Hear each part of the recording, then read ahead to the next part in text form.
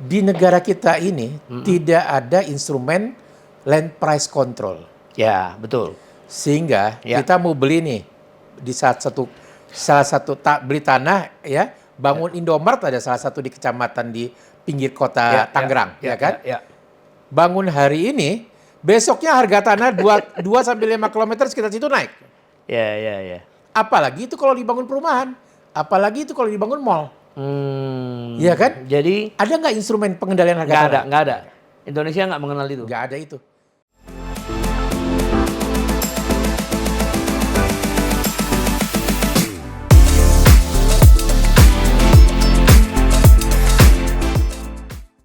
Sobat Manangian, saya senang sekali bertemu dengan Sekretaris Jenderal Real Estate Indonesia yang sudah malang melintang di dunia properti bahkan sejak tahun 80-an. Beliau adalah salah satu di balik dari perencanaan kota baru pertama di Indonesia, yaitu Bumi Sepong Damai. Saya sendiri memulai karir sebagai pengamat belajar dari Bumi Sepong Damai tahun 86 hingga sekarang, hampir sudah mendekati 40 tahun. Nah, itulah yang membuat saya sangat terhormat dan bahagia pada siang hari ini. Karena pengalamannya sebagai pengajar, sebagai pengusaha real estate, sebagai seorang yang membantu real estate Indonesia mulai dari rendah ya, level yang rendah sampai kepada sekjen ya. Jadi tinggal hanya ketua umum aja yang belum. Nah, inilah sobat saya Pak Harigani. Selamat Pak Harigani, terima kasih atas undangan saya dan dipenuhi sampai sekarang sudah kotak-atik kita ya. Waktunya sangat padat ya. Iya, terima kasih. Saya juga senang nih diundang nih Pak. Oh, terima kasih Pak. Ya. Nah, jadi gini, yang menarik bagi saya dalam kepemimpinan 4 tahunan ya, akan berakhir tahun ini juga akhir tahun. Nah, Ray itu menghadapi tantangan yang sangat besar dalam siklus real estate yang menurun ketika terjadinya COVID tahun 2020. Padahal kalau lihat dari booming tahun 2014, menurun, 2018 sudah kelihatan mau naik, ya kan Pak? Nah, tiba-tiba datanglah COVID. Jadi luar biasa ini. Bagaimana tantangannya menghadapi COVID kemarin sebagai Sekjen Ray? Ya. Jadi itu luar biasa, pengalaman yang luar biasa, tidak kalah dengan pengalaman tahun 98 krisis 98 ya. Jadi, waktu itu semua produk properti, baik properti komersial maupun residensial, sama-sama terhantam, menurun sekali. Nggak bisa beroperasi pula lagi. Ada beberapa anggota yang sampai tutup ya? Iya, tutup sama sekali ya kan. Nah, karena PSBB juga nggak bisa ngapa-ngapain tuh, ya kan? Nah, jadi kita berjuang mulai dari kepada pemerintah supaya anggota kita bisa tetap beroperasi, terutama yang mall segala macam kayak gitu ya kan. Nah, terus berjuang sampai supaya pasar ini supaya bisa berjalan ya kan. Nah, itu pada akhirnya pada saat PSBB sudah mulai agak lunak ya gitu kan. Tapi kan pemerintah sebenarnya juga concern supaya ekonomi berjalan tentunya kan. Akhirnya kita sepakat dengan berkoordinasi dengan Menko Perekonomian, Pak Luhut ya. Upaya kita untuk diberikan PPNDTP, ya kan, itu dipenuhi oleh pemerintah. Nah itu terus terang PPNDTP itu membantu, sangat membantu semua teman-teman pengembang komersial kita. Itu berterima kasih kepada Ray sebagai organisasi asosiasi. Nah, itu untuk rumah komersial. Kan? PPNDTP untuk rumah komersial. Kan? Tapi kan kita punya produk yang lebih besar adalah rumah subsidi. Yang lebih banyak unitnya. Nah, itu mereka tuh juga terdampak karena daya beli masyarakat yang terdampak ya kan? Akibat COVID Akibat COVID. Mereka jadi menahan diri untuk membeli. Kemudian juga masyarakat itu juga tidak bisa mengunjungi proyek kan? Tidak bisa melihat proyek karena ada PSBB kan? Mati sama sekali. Apalagi pada akhirnya berikutnya juga kita dihantam dengan kenaikan harga material dan harga rumah subsidi yang tidak naik selama 3 tahun. Aduh, ampun benar. Ya, gitu. Itulah yang kita hadapi tantangannya waktu itu. Ya. Luar biasa sekali. Belum lagi pada akhirnya pemerintah kan juga mencoba mencari apa yang bisa membantu pemulihan ekonomi. Iya. Ujung-ujungnya katanya harus ada penyegaran dari sektor kemudahan berusaha. Ya. Keluarlah namanya Undang-Undang Cipta Kerja. Oh iya, betul. Di sana ada land bank salah satunya ya. Salah satunya. Tapi yang paling penting yang saya mau ceritakan adalah proses keterlibatan kita sebagai asosiasi dalam memberikan masukan Undang-Undang Cipta Kerja itu luar biasa, Pak. Waktu itu di tengah pandemi banyak bos-bos seperti Pak Hendro, Pak Budiarsa, Hendro Intiland ya, Pak Budiarsa Siputra itu posisi kan semua di luar negeri, di Singapura kan. Mereka pikir itu lebih aman ya untuk fasilitas kesehatan lebih baik. Pada masa pandemi itu ya. Iya. Waktu itu mereka anggap begitu kan. Betul. Tapi kita harus membuat suatu masukan untuk pemerintah. Undang-Undang Cipta Kerja, ya kan? Nah, itu kita rapat sampai jam 12 malam dan seorang Pak Budiarsa, Pak Hendro itu ikut rapat sampai jam 12 malam melalui Zoom. Oh, dari Singapura ya. Kita hybrid jadinya. Hybrid ya. Itu hampir 6 bulan ada kita, Pak. Oh, luar biasa ya. Itu perjuangan belum pernah terjadi dalam sejarah Ray. Upaya kita memberikan masukan ke pemerintah sampai melibatkan level owner seperti itu. Oh. Bukan hanya profesional ya, direksi-direksi atau pengurus Ray aja enggak, sampai owner-owner pun turun tangan. Ya. Dan berhasil kan? Dan alhamdulillah ada yang diakomodir. Tapi terus terang Pak, kita waktu itu membuat buku Pak Panangian ya. Membuat buku masukan-masukan item-item yang harus di-refresh sama pemerintah terkait dengan kemudahan perizinan berusaha untuk sektor properti. Buku Pak ada Pak. Ada yang khusus bidang pertanahan, bidang tata ruang, bidang macam-macam semua. Ya, lengkap kan? Lengkap. Nah, kalau boleh dibilang yang diakomodir di Undang Cipta Kerja nggak nyampe 5% Pak. Oh. Jadi bisa dikatakan Ray sebagai organisasi yang diminta sudah begitu kerja keras, tapi tidak terakomodir. Kita nggak tahu apa yang terjadi di sana, di parlemen segala macam ya. Tapi kejadiannya kayak gitu. Cuman akhirnya kita bilang, paling tidak ada yang diakomodir. Oke, sekarang kita berjuang bagaimana caranya yang diakomodir ini bisa diimplementasikan dengan baik. Apa itu misalnya diakomodir akhirnya? Ya banyak lah, ada beberapa. Terutama tadi kan soal KKPR, soal izin lingkungan, soal PBG segala macam itu kan. Nah, akhirnya itu kan keluar. Tapi ternyata yang sudah diakomodir sangat terbatas itu pun implementasinya nggak jalan dengan baik ya kan. Nah itu tantangan kita. Akhirnya pasca Undang Cipta Kerja itu kita kerja keras lagi sampai hari ini mencoba mengharmonisasi, mengawal ke semua kementerian, ya kan? Dan induknya untung kita dibantu sama Kemenko Perekonomian, ya waktu itu ada deputinya Pak Wahyu ya, sampai hari ini Pak Wahyu masih, beliau sangat concern sekali membantu kita sampai hari ini. Sampai hari ini kita masih bekerja keras Pak, termasuk merevisi PP 5 tahun 2021 tentang kemudahan perizinan berusaha. Nah, bisa nggak saya simpulkan sedikit ya, short conclusion, itu sebuah awal penyebabnya karena Kementerian Perumahan yang dulunya adalah bapaknya pengusaha, terutama Ray yang memiliki anggota sampai 5.500 ini digabungkan menjadi satu dengan PUPera. Apakah itu salah satu penyebab? Saya bilang ya, sehingga itu kan logikanya gini. Berarti daya tawar, daya lobby kita berarti kalah sama sektor lain. Kan yang berjuang untuk Undang Cipta Kerja itu bukan hanya sektor properti kan, sektor semua, banyak kan. Tapi waktunya kan dikasih presiden terbatas sekali. Cepat kan? Mungkin yang sektor lain lebih gesit dari kita, karena sektor itu dibantu dengan kementeriannya yang support full gitu ya kan.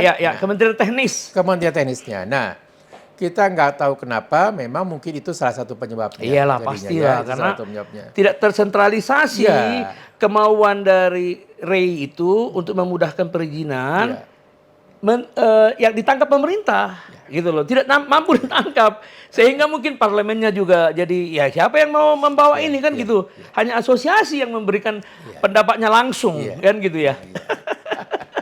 Jadi bisa dikatakan selama 9 tahun ini Ya, artinya REI sebagai sebuah organisasi kena dampak ya. Sangat dengan berdampak. disatukannya itu Kemenperai dengan PU itu ya. Iya, berdampak. Berdampak itu tidak hanya untuk properti rumah subsidi, Iya, tapi juga yang komersial. Sama. Iya. Karena terutama yang Undang Cipta Kerja itu yang paling banyak tuh terkait juga dengan properti komersial loh Pak. Misalnya? Mulai landed, itu sama apartemen, tentang rusun. Iya. Oh iya Kan, tentang rusun ya. Tentang isu NPP segala macam, one man one vote itu kan juga kan ada di situ.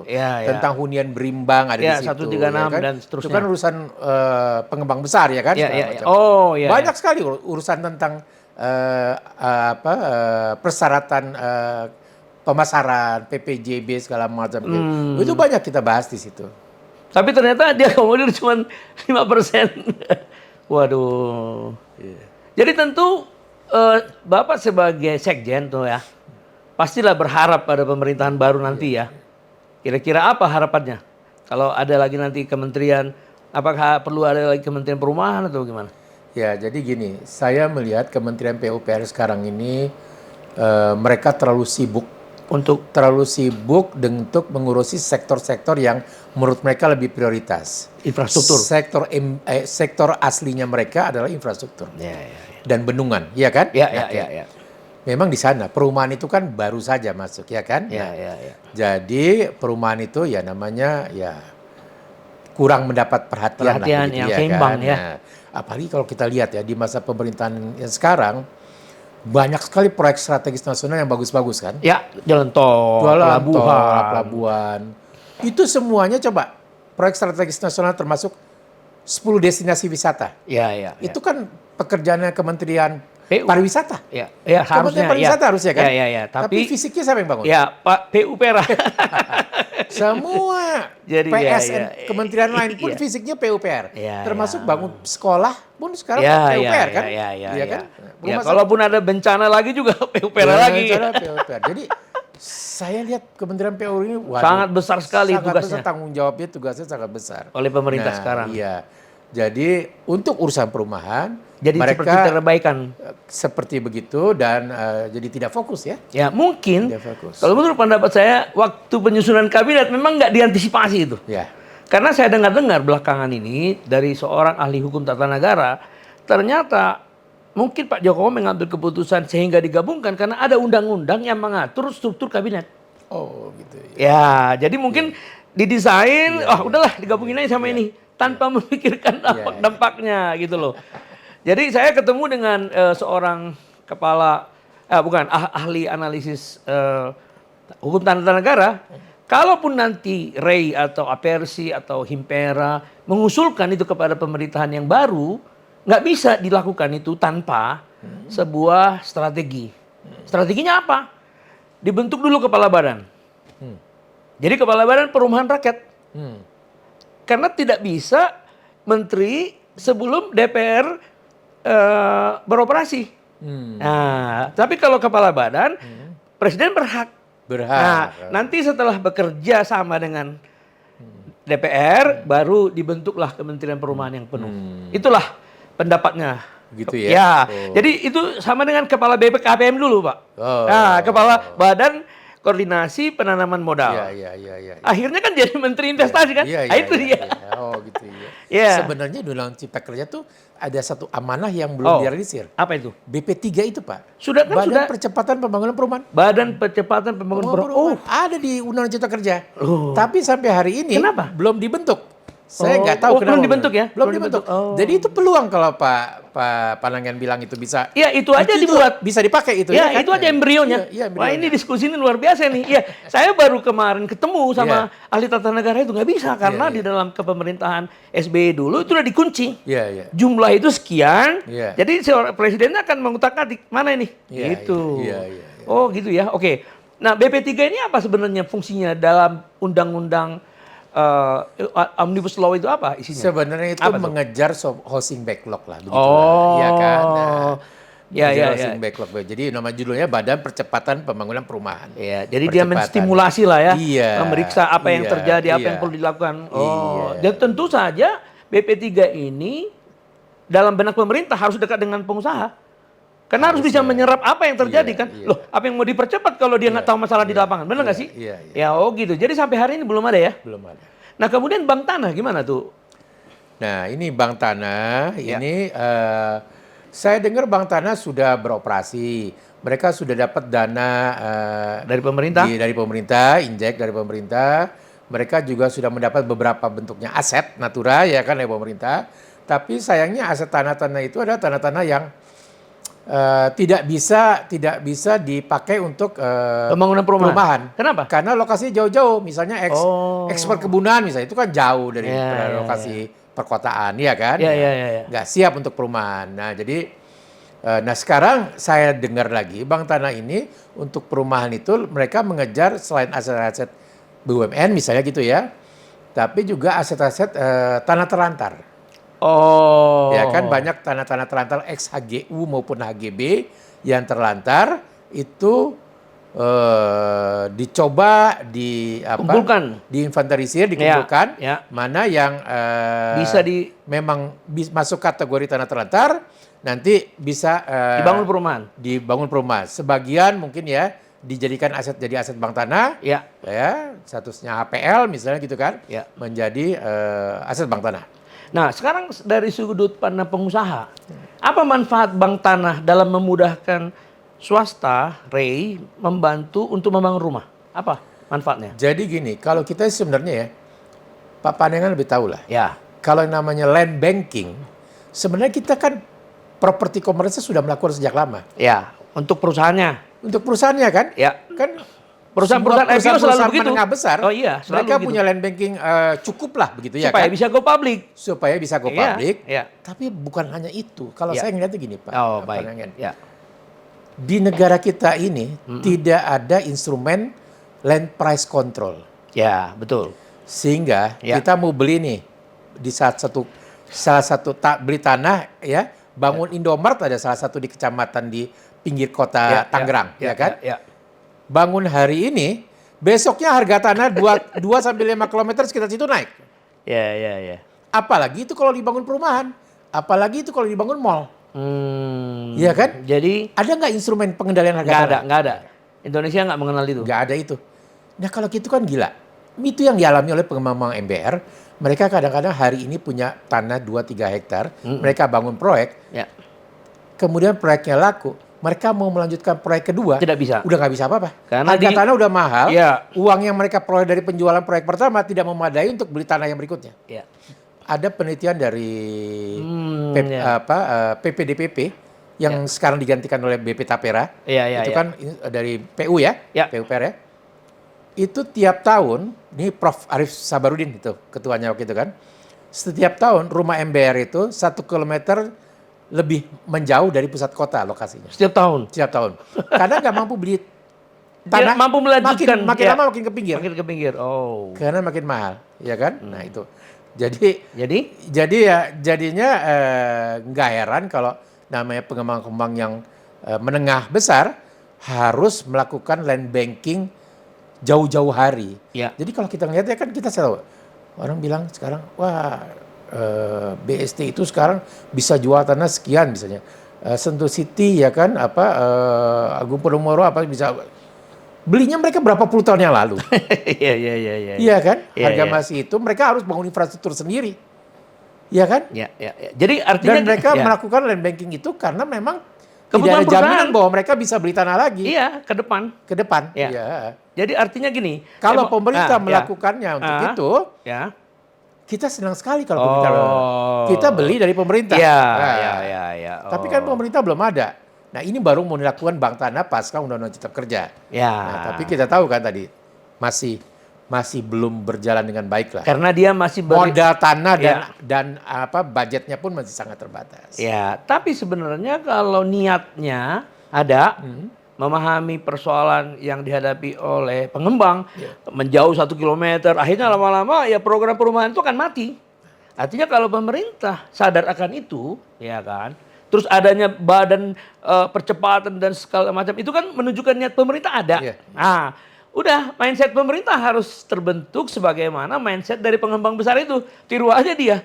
Untuk jualan dia bikin sampai ribuan hektar untuk supaya perusahaannya tetap survive kan gitu maksudnya. Iya. Nah, sekarang kalau Bapak mau survive, sebab pemerintah ya tiru dia, bikin mindsetnya, ya kan. Nah, bagaimana nanti menjual kepada pengembang supaya pengembang bisa membangun rumah sederhana, ya itu bisa dibuat semacam negosiasi dengan REI atau IPERA dan APERSI untuk menentukan harga yang fair.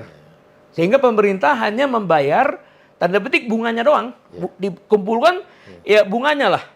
Ya, tapi kalau dalam pinjaman jangka panjang kan bunganya sangat rendah. Jadi pemerintah dimungkinkan untuk melakukan bank tanah. Gimana kira-kira? Maka persis seperti itu, makanya kita pernah bersurat bicara kepada Kementerian ATR yang melahirkan bank tanah itu kan. Ya ATR ya. Ya ATR BPN kan. BPN. Kalau bisa di Dewan Pengawas Bank Tanah itu ada unsur dari asosiasi yang paling banyak mengetahui masalah pertanahan di perkotaan, yaitu REI kan, asosiasi properti, asosiasi perumahan kan. Kita masukin Dewan Pengawas. Biar tadi kita kan lebih tahu kira-kira. Kita tahu kira-kira arah pembangunan, arah pasar mau kemana, harga tanah harusnya berapa, bagaimana proses penciptaan nilai tambah tanah mentah sampai tanah jadi, tanah matang gitu kan. Kita paling tahu kan. Betul. Kita jangan semua isinya birokrat. Masukinlah perwakilan asosiasi.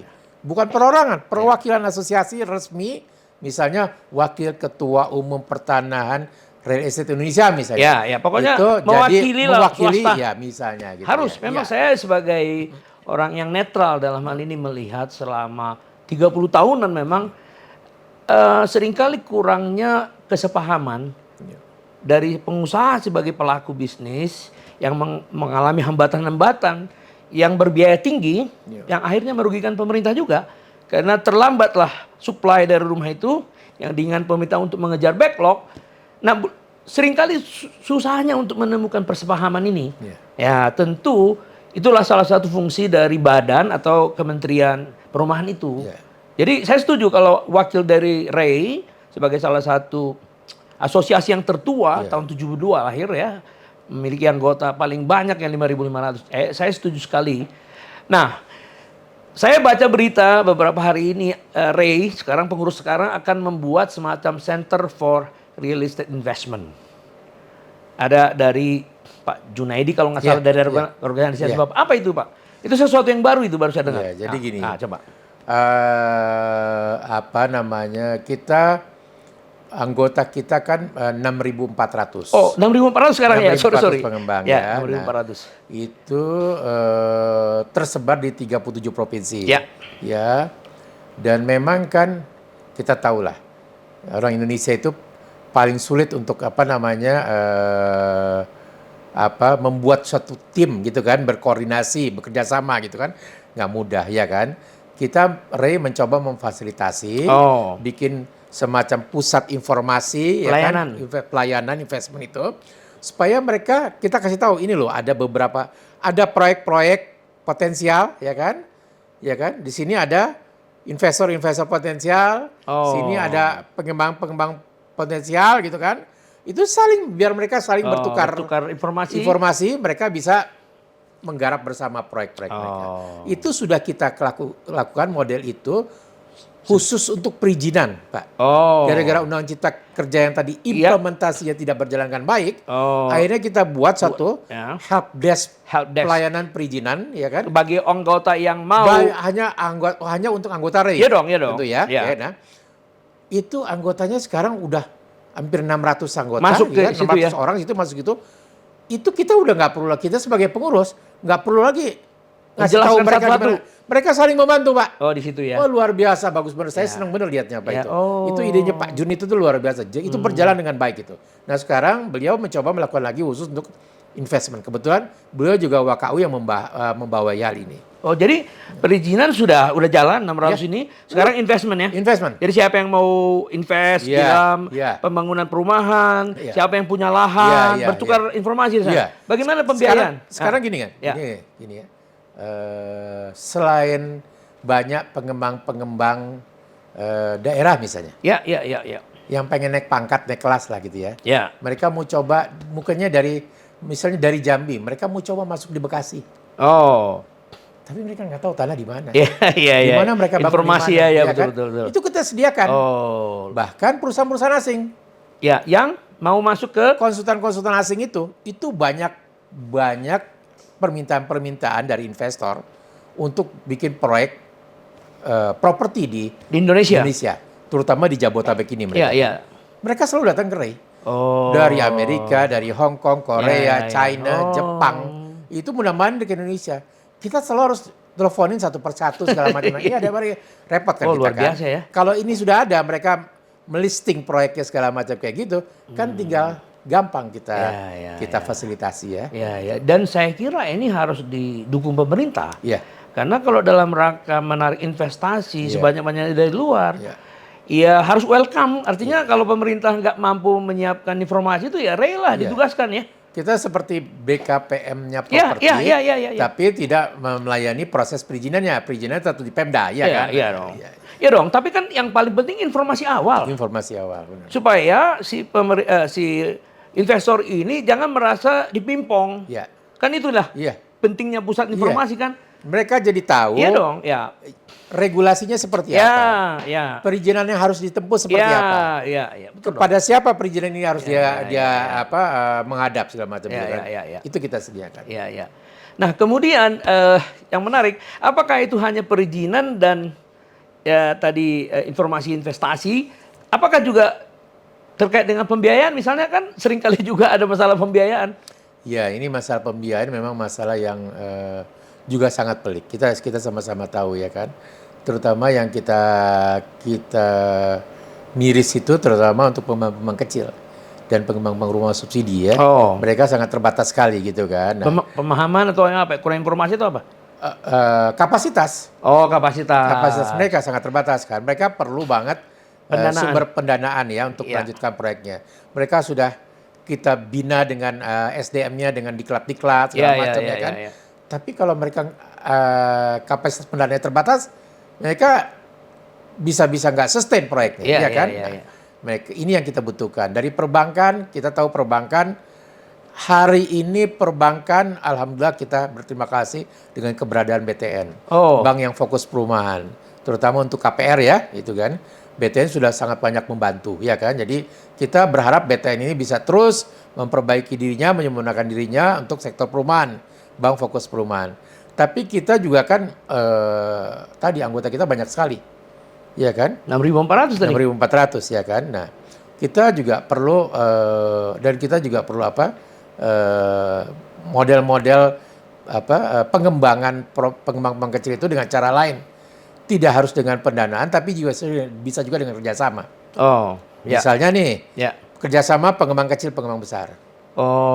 Pengembang besar ya kan, mau bangun proyek di mana di daerah tertentu, misalnya di Palu begitu ya kan.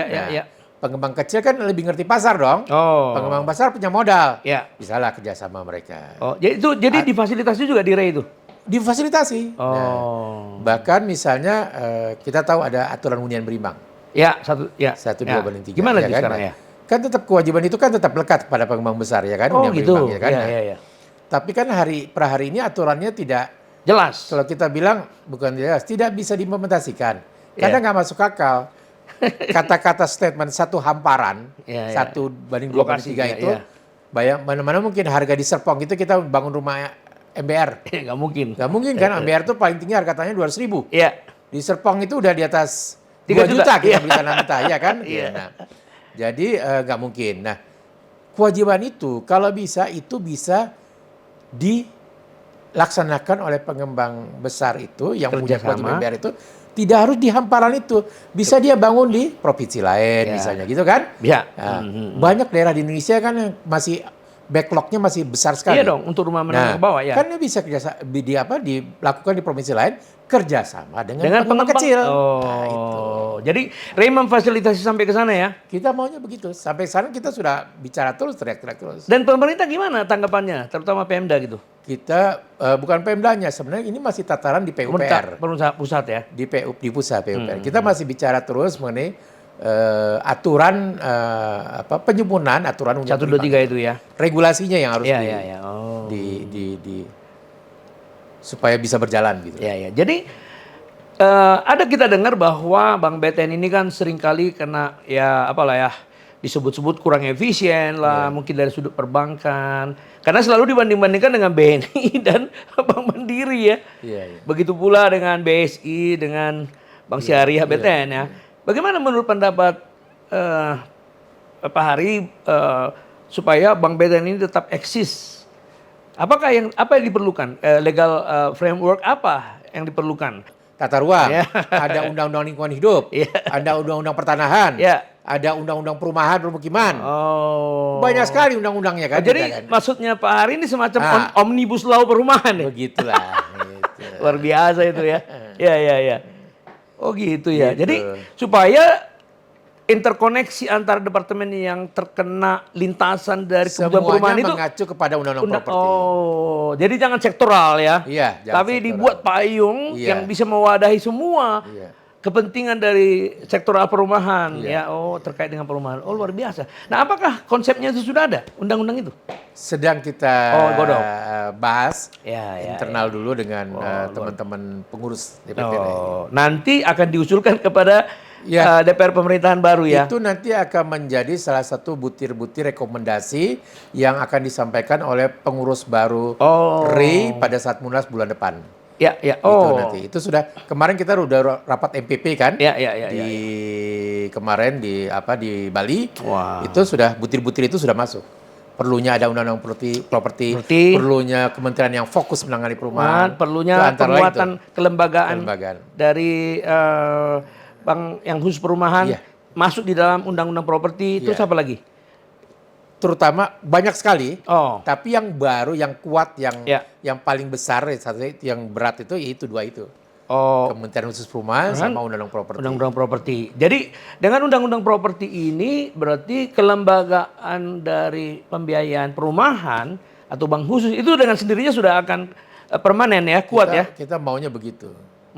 Ya. Tentu saja kalau misalnya ahli hukum mengatakan ya diperlukan bank undang-undang nggak ada masalah sepanjang misi dari undang-undang properti itu dimaknai seperti itu. Tujuannya bagaimana supaya perumahan ini bisa didukung secara permanen oleh pemerintah ya. Nah, bagaimana pandangan Pak Hari tentang Perumnas? Karena kita tahu bahwa Pak Harto dulu kan yang melahirkan Perumnas tahun 72 juga setelah Rey ya. Dan dia juga melahirkan Bank BTN itu sekitar tahun 76, hampir sama ya. Nah, bagaimana mengenai Perumnas yang sekarang konon ada yang mengatakan mati suri lah, apalah ya, gimana itu? Sebenarnya Perumnas itu kan idenya sebagai National Urban Housing Development Corporation. Ya, perumahan untuk masyarakat bawah dan untuk perkotaan, ya kan? Tapi sampai hari ini kan Perumnas bangun rumah murahnya juga sangat sedikit. Market share yang mereka lakukan sangat sedikit sekali. Kemudian bahkan mereka tapi sekarang juga banyak bangun rumah-rumah komersial, apartemen komersial. Kerjasama. Iya kan, kerjasama. Dan mereka nggak main ke landed banyak, sekarang main ke apartemen. Di perkotaan, iya kan? Padahal pasar housing backlog rumah landed itu masih sangat tinggi. 12,7 juta. 12,7 juta. Jadi saya sih melihat Perumnas ini harus perlu di repositioning lagi. Gitulah. Kita mau apakan nih Perumnas nih ya kan? Apa dikembalikan ke hitahnya gitu ya kan? Misalnya? Ya tadi itu yang sebagai National Urban Development Corporation. Iya kan? Nah kayak di Singapura begitulah. Oke. Itu yang usulannya Rey itu ya? Kita sih pikirannya gitu. Kalau saya pribadi mikirnya seperti itu. Kembali kayak gitu. Tapi sekarang ngomong jujur ya. Kita sudah lupa tuh keberadaan Perumnas sudah lama. Di periode sekarang kita satu kali. Ini pertanyaan pertama yang mengenai Perumnas yang datang hanya dari Pak Pandangan. Kita nggak pernah bahas Perumnas. Gitu. Enggak, saya concern karena saya mengamati itulah buah pemikiran Pak Harto untuk mensejahterakan rakyat. Benar. Nah, yang Pak, saya lihat oleh kabinet-kabinet ini agak sedikit lupa. Rumah pertama saya masih bujangan dulu. Rumah Perumnas saya beli di Depok. Gitu ya. Saya penikmat Perumnas. Saya merasakan manfaatnya rumah Perumnas waktu itu. Iya, luar biasa. Jadi apakah di undang-undang properti itu ada dikaitkan dengan gagasan itu? Belum sedetail itu. Belum sedetail itu ya. Tapi tentu saja Anda sebagai pribadi melihat itu penting di repositioning kembali ya. Penting. Direposisikan kembali oleh pemerintah. Penting. Ya, Tapi kan sekarang sudah berkembang. Ada tadi misalnya di Undang-Undang Cipta Kerja ada BP3. Ya, ya. Terus ada juga Bank Tanah. Ya, ya, ya. Itu kan beberapa yang fungsi-fungsi Perumnas juga ada di situ sebenarnya, iya kan? Ya, ya, ya, ya. Sekarang sudah ada badan-badan baru yang akan mengambil fungsi Perumnas sebenarnya. Ya, karena begini, Perumnas itu kan BUMN, itu persoalannya. Jadi ada profit maker atau profit center. Sementara kalau BPI itu adalah lembaga kepanjangan non-profit. tangan pemerintah, lembaga non-profit. Badan layanan umum, Blue. Blue. Oh, jadi menurut Pak Hari lebih baik Bluenya yang harus diperkuat ya, Kalau mau ini di repositioning ya juga nggak ada masalah sepanjang membangun rumah rakyat ya. Baik, yang terakhir nih, luar biasa ini. Kita nanti akan mengundang lagi Bapak karena masih banyak sekali saya lihat ya. Nah, Pak Hari udah berapa keluarganya? Maksudnya anggota keluarga berapa sekarang ini? Anak saya 2. 2 ya? Oh 2 ya? Sudah berapa usianya? 28.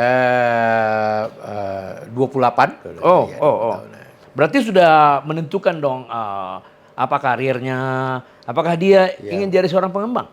Enggak ada yang mau jadi pengembang dari 2 ini enggak mau. Jadi dia mencari usaha yang beda ya. Tapi apakah dia pengusaha atau profesional? Dia nggak mau jadi pekerja. Nggak mau jadi profesor, mau jadi usaha sendiri. Itulah legasinya Pak Hari kan. Tapi bukan sektor properti ya. Bukan. Bagi saya sih nggak masalah. Karena bagaimanapun pengusaha kan menciptakan lapangan pekerjaan. Itu yang sangat dibutuhkan oleh pemerintah hari ini kan. Menciptakan lapangan pekerjaan. Nah, kira-kira apa rencana Pak Hari setelah nanti pensiun dari Sekjen? 5 tahun lagi apa ini? Ya, jadi saya ini di usia segini, kebetulan alhamdulillah terima kasih sekali. Saya masih mendapat kepercayaan di beberapa organisasi. Di luar RE ya? Di luar RE, saya sekarang salah satu ketua Komtab di Kadin. Sekarang di Apindo pengurusan terbaru juga saya salah satu ketua komite. Nanti hari Senin besok dilantik. Saya juga menjadi kemarin diminta untuk jadi semacam Dewan Pengawas salah satu badan di Persatuan Insinyur Indonesia. Luar biasa ya. Kemudian saya diminta salah satu anggota advisory board untuk ITB. Sebagai ITB itu kan jadi teknologi Bandung. Semacam orang yang memberikan masukan kepada keberlanjutan ke Institut Teknologi Bandung itu ya, yang memberikan masukan kurikulum, masukan bagaimana pengembangan profesi segala macam kayak gitu. Khususnya pendidikan. Di bidang apa? Jurusan apa? Saya kebetulan jurusannya perencanaan kota. Jadi urban planning ya? Dulu urban planning. Saya dulu planologi. Iya, luar biasa. Luar biasa bincang-bincang dengan Pak Hari Ghani ya, Sobat Panangian. Karena waktunya sangat terbatas, beliau ini masih sibuk. Jadi nanti pada satu saat yang lain kita akan undang. Terima kasih Pak.